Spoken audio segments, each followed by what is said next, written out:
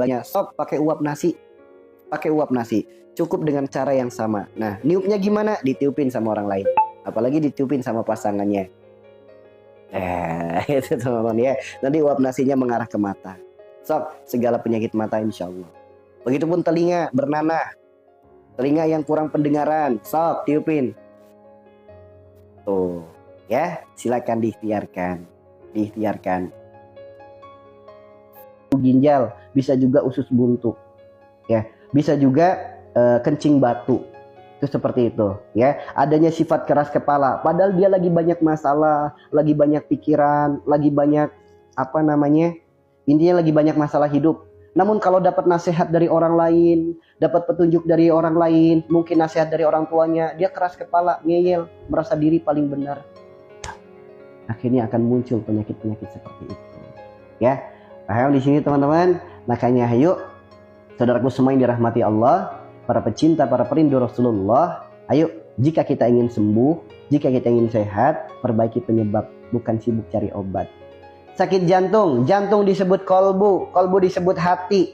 Orang yang memiliki penyakit pada jantungnya karena orang yang banyak menempatkan keinginan, harapan, angan-angan dunia di dalam hatinya. Segala apapun dalam hidupnya, obsesinya adalah perkara dunia. Keinginan, harapan, angan-angan. Ketakutan, kekhawatiran, kecemasan, kecintaan berlebih kepada dunia. Sedangkan nur ilahi atau Allah dalam hatinya kecil, sehingga jantungnya bermasalah. Itu kalau penjelasan secara rohani. Lantas bagaimana jalan sembuhnya? Obati hatinya, bukan diobati jantungnya, obati hatinya. Bagaimana obatnya hati? Obat hati tidak ada di toko obat. Ya, obat hati itu ada 5 perkara. Yang pertama baca Quran dan maknanya.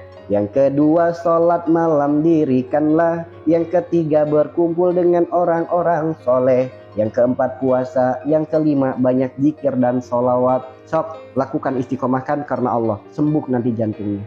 Sembuh. Karena terbukti ya, saya sering menyampaikan. Ya, beliau ada tadi komentar saya melihat. Ada ibu-ibu jamaah TikTok nelpon saya. Dad, saya baru pulang dari rumah sakit ngantar suami. Suami saya sakit. Setelah dibawa rumah sakit, dokter mendiagnosa penyakitnya adalah penyakit jantung. Kemudian ada jadwal 3 minggu lagi akan dilakukan operasi pemasangan ring. Seperti itu infonya. Kira-kira ada nggak solusi supaya nggak jadi pasang ring? Kira-kira ada nggak solusi supaya nggak sampai dioperasi? Akhirnya saya hanya menyampaikan, Ibu, Bapak ada? Ada. Silakan di loudspeaker, kalau nggak kasih handphonenya ke Bapak. Kemudian saya hanya menyampaikan, Bapak, jantung disebut kolbu, kolbu disebut hati.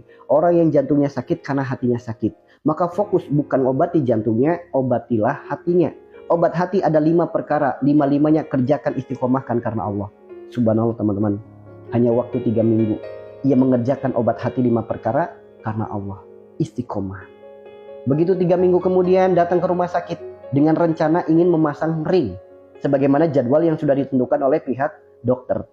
Begitu sebelum mau melakukan operasi, dicek dulu sama dokternya. Ternyata dokternya menyatakan Bapak sehat, jantungnya normal tanpa harus dioperasi. Itu teman-teman. Jika Allah sudah ikut andil, tidak ada yang mustahil teman-teman. Menciptakan langit tanpa tiang saja mampu, apalagi hanya sebatas menyembuhkan penyakit kita.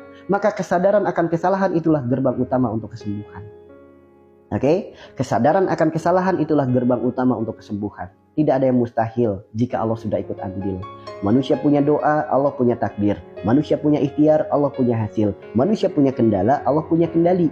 Jika Allah sudah ikut andil, maka yakinlah tidak ada yang mustahil. Seperti itu ya teman-teman ya. Seperti itu. Makanya sok atuda, sekarang mah hayu yang berada di room ini, apalagi yang istiqomah. Sekarang kalau sakit jangan ingat dosa dulu. Sekarang jangan ingat obat dulu, ingatlah dosa dulu. Seperti itu ya.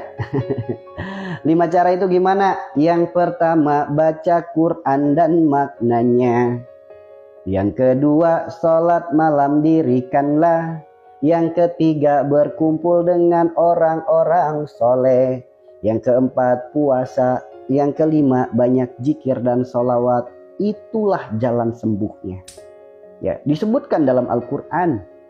Ya, disebutkan dalam Al-Quran. Ya ayuhan nas, qad ja'atkum mau'izatun min rabbikum wa syifaa'un lima fis sudur wa hudan wa rahmatul lil mu'minin. Al-Quran surat Yunus ayat 57, silakan dibuka. Gini teman-teman, segala masalah dalam hidup kita, Al-Quran hadir dengan solusinya. Sunnah Nabi hadir dengan petunjuknya. Segala apapun masalah, apapun penyakit, semuanya ada dalam Al-Quran, ada dalam sunnah Nabi kita, baik solusinya, petunjuknya, nasihatnya, obatnya. Ada nggak nasihat, solusi, petunjuk, obat yang lebih baik dari Al-Quran dan sunnah? Ada nggak teman-teman? Tidak akan mungkin kita bisa menemukannya. Karena sebaik-baik nasihat, solusi, petunjuk, obat itu adalah Al-Quran dan sunnah. Jika memang iman Anda baik, maka berpegang teguhlah dengan Al-Quran dan sunnah. Jika Allah berfirman dalam Al-Quran disebutkan ini jalan sembuhnya, Rasulullah bersabda ini jalan sembuhnya, kenapa mencari jalan sembuh yang lain? Sedangkan agama kita sudah memberikan fasilitas ini jalan sembuhnya. Itu teman-teman, ya, ini jalan sembuhnya. Allah sudah berfirman, Rasulullah sudah bersabda, kenapa masih nggak percaya? Itulah lemahnya iman kita, ya. Sehingga apa? Segala sesuatu dipakai logika. Sakit ya berobat, betul, namun bukan obat yang menyembuhkan penyakit kita, ya. Siapa yang menyembuhkan penyakit kita? Wa idza maritu fahuwa yasfin. Al-Quran surat Asy-Syu'ara ayat 80. Tuh, semua jawabannya ada di Al-Quran. Semua solusinya ada di Al-Quran. Semua petunjuknya ada dalam sunnah Nabi kita. Kenapa masih ragu? Kenapa masih bingung? Kenapa belum yakin? Karena dosa, teman-teman.